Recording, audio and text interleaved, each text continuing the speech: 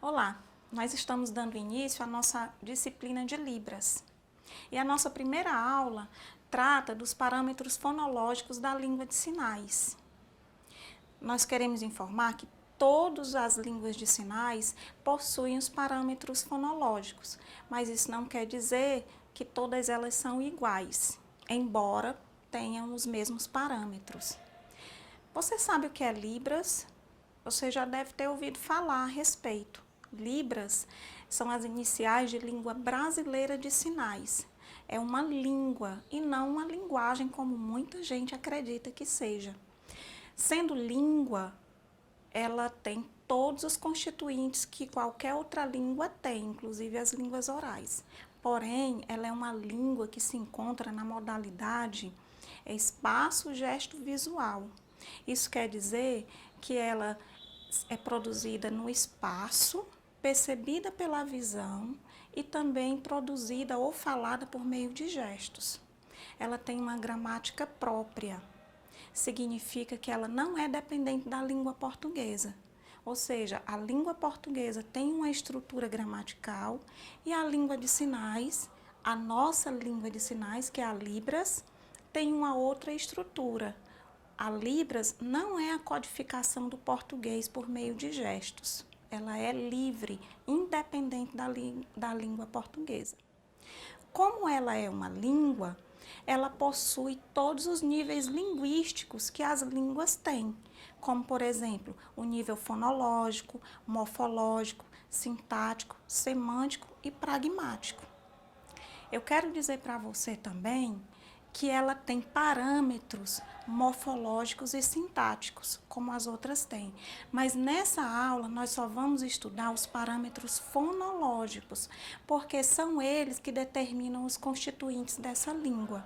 Os outros parâmetros seriam para um estudo mais profundo, que você pode fazer isso, você pode se aprofundar. Você pode ir além do que essa disciplina pode ofertar para você. Bom, você pode estar se perguntando, se a Libras não é uma língua oral, como eu informei para você, como ela tem nível fonológico? Porque fono vem de som, né? E lógico, estudo dos sons ou estudo dos fonemas. Mas ela tem nível fonológico, como todas as outras línguas, tem. Porém, no início, quando ela começou a ser estudada, quando ela começou a ser pesquisada enquanto língua, não se usava essa terminologia. William Stockwell, que foi um dos precursores na análise da língua de sinais enquanto língua, ele chamava de quiremas, em vez de fonemas. Quiremas porque estava relacionado à mão. Tá? Mas depois de alguns embates com linguistas, ele resolveu adotar a terminologia que era usada pela sua área de conhecimento. Daí se utiliza fonemas ou parâmetros fonológicos. Bom, nós vamos fazer aqui uma analogia, certo? Entre a língua oral e a língua de sinais. Nós vamos ver os parâmetros fonológicos dessas duas línguas de uma maneira muito simples, para você compreender como que a gente vai perceber esses constituintes fonológicos de uma língua e da outra. Vamos tomar por base a nossa língua portuguesa e em seguida, ou de forma paralela, a língua de sinais. Veja no slide que você tem de um lado línguas orais. Abaixo você tem uma seta apontando para fonemas. E abaixo da seta uma outra, aliás, abaixo de fonema uma outra seta indicando as unidades mínimas.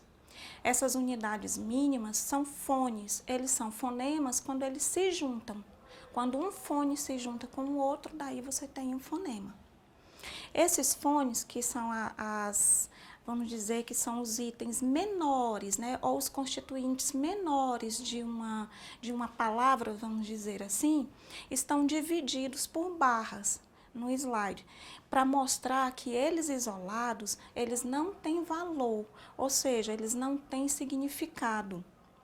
Então, se você tem aí o M, o N, o E, o I e o A separadamente, eles não vão representar nenhum significado para você. Mas quando você junta esses fones, você vai construir fonemas e aí você vai construir também significado. Mas é importante você perceber que você não pode juntar de qualquer forma. Todas as línguas existem padrões que devem ser seguidos. Então, a união desses fones ou fonemas tem que seguir determinados padrões. Então, eles não podem ser agrupados de qualquer jeito. Então, eles estão agrupados na ordem em que a língua permite, ou no padrão que a língua permite. Então, uma vez agrupados, eles formaram a palavra menina. Assim, nós temos uma palavra e nós temos aí significado. Do outro lado, você tem a língua de sinais, com a seta apontando para fonema, em seguida unidades mínimas, e aí você tem sinal / mofema. Então, o que é um mofema? Quando você tem a junção dos fones, um fone com o outro é um fonema, e quando você junta um fonema com o outro, você tem mofemas. Então, o mofema, ele pode constituir uma palavra inteira, ou então ele pode constituir partes dessa palavra. E é a ele que nós atribuímos significado. Bom, na língua de sinais, ela também tem unidades mínimas, de forma comparativa à língua oral. Só que as unidades mínimas dessa língua é diferente da língua oral, da língua portuguesa, que a gente percebe por meio da audição, a gente vai perceber por meio da visão. E ela é realizada por meio de gestos e tem o seu principal articulador, as mãos. Então, você vai perceber essas unidades mínimas formacionais, né, por meio dos gestos que se manifestam por meio das mãos e de outras partes do corpo. Então, nós vamos conhecer essas unidades mínimas que estão divididas dentro de parâmetros. Esses parâmetros são 5. Dentro de cada um desses parâmetros, você vai encontrar essas unidades mínimas que nós vamos ver agora quais são. Bom, são 5 os parâmetros das línguas de sinais. O primeiro, configuração de mão. O segundo, ponto de articulação. O terceiro, movimento. O quarto, orientação. E o quinto, as expressões não manuais. Nós vamos discorrer sobre cada um deles. Isso não quer dizer que esses, né, são os constituintes. Isso quer dizer que dentro do parâmetro configuração de mão existem vários fonemas, vários fones, e são esses que nós vamos ver. Da mesma forma, dentro do parâmetro ponto de articulação, existem vários fones, vários fonemas. Dentro do parâmetro movimento, também existem vários fones, vários fonemas dentro do parâmetro orientação e dentro do parâmetro expressão não manual, você vai encontrar os vários fonemas que você vai utilizar para constituir o sinal. Sinal é a mesma coisa que palavra.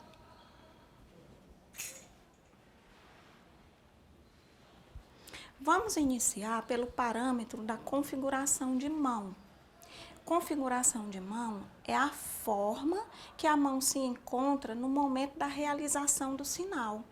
Nós temos aqui, ao lado, 3 exemplos de configuração de mão no momento da produção do sinal. O primeiro está sendo utilizado para fazer o sinal de informar. Sinal ou palavra, tanto faz você chamar de sinal como de palavra. Vamos lembrar que os termos utilizados para nomear, né, os itens da língua portuguesa são os mesmos termos utilizados para nomear os itens da língua de sinais. Então, no primeiro sinal, nós temos essa configuração de mão. Ela lembra a letra Y do alfabeto manual. Essa configuração de mão ganha um movimento, ganha um ponto de articulação e aí ele ganha também significado. Ele sozinho não tem significado nenhum. Assim como naquele exemplo que você viu da língua portuguesa, onde você viu os fones e os fonemas da palavra menina separados, não tem significado. Só vai ter significado se ele se juntar a outros fonemas que estão dentro daqueles parâmetros que eu lhe falei. Então, o primeiro sinal, informar, observe que ele é feito com uma mão só. Tem essa configuração. O segundo é encontrar. Você vai observar que encontrar é feito com as duas mãos. As duas mãos apresentam a mesma configuração. E o terceiro sinal é árvore. Você vai observar que ele também é feito com as duas mãos. Porém, a mão que está embaixo tem forma de garra e a que está em cima se encontra mais espalmada. Ou seja, feito com as duas mãos, mas são duas configurações diferentes. Então, você pode concluir que um sinal pode ser feito com uma mão, com as duas mãos utilizando a mesma configuração ou com as duas mãos utilizando configurações diferentes. Um sinal pode apresentar duas configurações, como eu falei, duas configurações de mão diferentes, uma pela mão dominante e outra pela mão de apoio. Mão dominante, mão de apoio, o que é isso? Nós chamamos de mão dominante aquela mão que realiza o sinal, que realiza o movimento. E mão de apoio, a mão que sustenta, a mão que está, vamos dizer assim, trabalhando. Por exemplo, no sinal procurar, você tem a mão de apoio, observa que ela vai para a frente do corpo e ela se encontra fechada. E você tem a mão dominante, que é essa mão que vai realizar o sinal. Em forma de P, ela passa por cima da mão de apoio em círculo e você faz um olhar de quem está procurando algo. Essa mão dominante, ela é imprescindível, ela precisa ser utilizada no sinal. A mão de apoio não. Vamos supor que você esteja no ônibus conversando com o seu amigo e com uma das mãos você está segurando a barra do ônibus para não cair. Então, você só tem uma mão livre para sinalizar. Então, você pode realizar o sinal de procurar enquanto a sua outra mão está ocupada. Por quê? Porque a mão de apoio ela não é tão necessária, ela não é tão importante assim para a significação do sinal.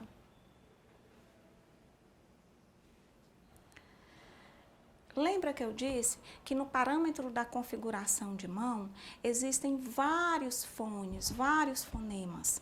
Nós temos aqui no nosso slide vários fonemas que pertencem ao parâmetro da configuração de mão. Você vai encontrar dentro dessa imagem que você está vendo o nosso alfabeto manual, diluído dentro das configurações de mão. São 64 configurações que estão expostas, ou 64 fonemas da língua de sinais dentro do parâmetro configuração de mão. Isso não quer dizer que a língua de sinais tem apenas esses fonemas dentro desse parâmetro.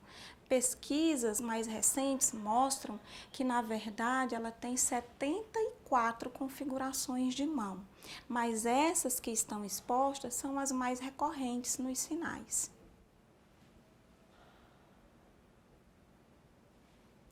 Como eu falei, o nosso alfabeto manual está diluído dentro dessas configurações. Existem sinais da Libras que se utiliza de várias letras do alfabeto manual. Mas quando essas letras estão sendo utilizadas na produção do sinal, nós não chamamos de letras, nós chamamos de configuração. Você vai observar que no slide nós temos a exposição de 3 tipos de alfabetos. nós temos o alfabeto manual da língua brasileira de sinais, nós temos o alfabeto manual norte-americano e nós temos o alfabeto manual francês. Eles são muito parecidos, tendo pequenas diferenças em algumas letras. Se você observar bem, você vai perceber. Eu não vou informar para você quais são essas letras, não. Eu vou deixar que você tenha a curiosidade de descobrir. Vamos agora para o parâmetro do ponto de articulação. Dentro desse parâmetro, você também vai encontrar vários fonemas que são utilizados na constituição do sinal palavra da Libras. O que é ponto de articulação? Ele pode ser chamado de ponto de articulação ou locação. Esse ponto de articulação é onde a sua mão ancora na hora da produção do sinal. É o lugar onde a mão dominante toca. Pode ser alguma parte do corpo ou do espaço neutro. Espaço neutro, né? Talvez você esteja se perguntando o que é isso. Mas espaço neutro é o espaço que compreende 4 dedos acima da sua cabeça, um pouco além dos seus ombros e abaixo da linha da cintura. E toda essa parte aqui da frente, onde os seus braços podem alcançar. Dentro dessa janela imaginária é onde você realiza os sinais. Então, esse espaço é chamado de espaço neutro, que é onde se dão a produção dos sinais. Então, o ponto de articulação tanto pode ser um ponto do seu corpo eleito para a produção do sinal, como pode ser algum ponto dentro desse espaço. Ele não pode ser fora do espaço, ele tem que ser dentro, até por uma dificuldade de produção se ele se estender além desse espaço. Observe na primeira imagem, nós temos o sinal de terminar namoro, né? Você observe que o sinal é realizado no espaço neutro, ou seja, não é ancorado no corpo, ele não toca nenhuma parte do corpo. O sinal de achar, que você tem logo em seguida, toca na cabeça. Então, nós vamos dizer que o ponto de articulação desse sinal é a cabeça. O sinal de gostar toca na parte superior do tronco, próximo do coração. Então, nós vamos dizer que o ponto de articulação é a parte superior do tronco, próximo do coração. Existem pontos de articulação em todas as partes que compreendem da linha da cintura para cima até o final da sua cabeça. Você pode tocar em todas as partes do corpo, compreendendo esse espaço. Nós vamos agora ver o parâmetro do movimento. Esse parâmetro é muito importante. Lá na frente, no decorrer das aulas, você vai perceber o porquê da importância desse parâmetro. Dentro desse parâmetro existem vários fonemas. Cada movimento produzido pelo sinal é um fonema que se encontra dentro desse parâmetro. Eles são incontáveis. Não tem como você contabilizar os movimentos que você realiza na produção de todos os sinais. Nós temos aqui 2 sinais, um com movimento externo e outro com movimento interno. É importante você saber que todos os sinais têm movimentos. Embora seja corrente, né, entre alguns de que tem sinais com movimentos e sinais sem movimentos, é importante informar você que Ronice Quadros, uma estudiosa da língua de sinais, que ela escreveu um livro que trata dos aspectos linguísticos da língua de sinais, onde ela constatou que todos os sinais têm movimento, mas eles são classificados em externos e internos. Então, nós trazemos aqui 2 sinais para exemplificar o movimento externo e o movimento interno. Nós temos o sinal de abril. Abril tem um movimento externo, ou seja, você percebe ele de forma muito nítida. Sem esse movimento, o significado fica, vamos dizer assim, fica implicado. E nós temos o sinal de casa. é um sinal parado. Você poderia achar que não existe, né, movimento. Mas nesse tipo de sinal existe um movimento interno, ou seja, é o movimento natural da produção do sinal. Quando você ergue os braços para unir uma configuração de mão à outra, você está realizando um movimento. Embora ele não seja tão aparente quanto o de abril, existe um movimento. Esse movimento, que é um movimento espontâneo da produção do sinal, se chama movimento interno. O parâmetro da orientação. Esse parâmetro também é um parâmetro muito importante na significação. Todos são, mas alguns têm uma importância, vamos dizer assim, uma importância que pode superar dos outros. O parâmetro da orientação, ele está relacionado à palma da mão, à direção da palma da mão. Quando você produz um sinal, a palma da sua mão, ela fica virada para algum lado. Observe no sinal, passar roupa. Se você abrir a sua mão, você vai perceber que a palma da mão está para dentro. Então, nós vamos dizer que a orientação desse sinal é para dentro.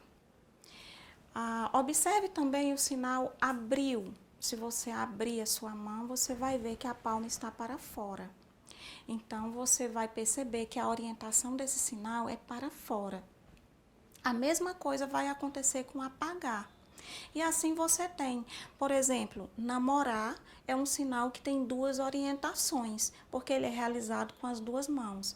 Então, uma palma está para a esquerda e outra para a direita. Então, ele tem duas orientações. Então, lembre-se, orientação, muitas pessoas confundem com o movimento, com a direção do movimento. Não confunda. O parâmetro do movimento é e o parâmetro da orientação diz respeito ao lado em que a palma da mão se encontra no momento da produção do sinal. São 6, né, as orientações no momento da produção dos sinais: para baixo, para cima, para dentro, para fora, para a esquerda e para a direita. Chegamos ao nosso último parâmetro.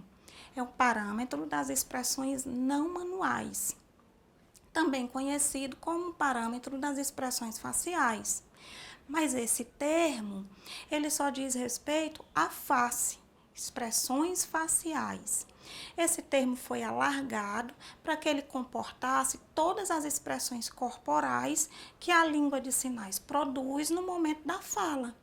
Quando você está falando em Libras, por exemplo, você não usa somente as mãos e somente as expressões do rosto para se expressar, mas você usa todo o corpo para se expressar. Por isso, o termo foi alargado, né? Ele passou a se chamar expressões não manuais, para que dentro desse termo comportasse o movimento dos olhos, o movimento de cabeça, de ombros, de pernas, enfim, pudesse comportar todos os movimentos corporais. E eles são muitos também.